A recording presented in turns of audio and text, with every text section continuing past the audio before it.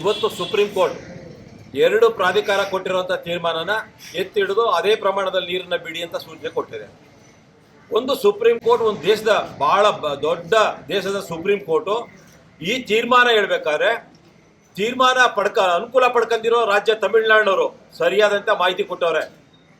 ಕರ್ನಾಟಕದ ರಾಜ್ಯದವರು ನಮ್ಮ ಹಿತವನ್ನು ಕಾಪಾಡಬೇಕಾದಂಥವ್ರು ಸರಿಯಾದಂಥ ಮಾಹಿತಿ ಕೊಡದೆ ಸುಪ್ರೀಂ ಕೋರ್ಟ್ ಈ ತೀರ್ಮಾನ ಕೊಡೋಕೆ ಕಾರಣ ಆಗಿರೋದ್ರಿಂದ ನೇರವಾಗಿ ಇವತ್ತು ಮಂಡ್ಯ ರೈತರಿಗೆ ನೀರಿಲ್ಲದೆ ಇರುವಂಥ ದಿನ ಕಾಣೋದಕ್ಕೆ ಈ ರಾಜ್ಯ ಸರ್ಕಾರ, ವಿಶೇಷವಾಗಿ ಕಾಂಗ್ರೆಸ್ ಸರ್ಕಾರನೇ ಕಾರಣ ಆಗ್ತಾ ಇದೆ.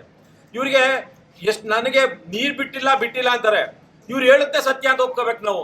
ನೀರು ಬಿಟ್ಟಿಲ್ಲ ಅಂದ್ರೆ ಮೊನ್ನೆ ಒಂದೇ ಮಾತಾರಂನಲ್ಲಿ ನಡೀತಿರುವಂಥ ಸಂದರ್ಭದಲ್ಲಿ ಅವರು ಆದಿನಾಯಕಿ ಎಂತಾರೋ ನಾಯಕಿ ಅಂತ ಹೇಳ್ತಾರೆ, ಅವರು ನಡೀತಾರೆ ನಿಲ್ಸಿ ಅಂತ ಹೇಳ್ತಾರೆ.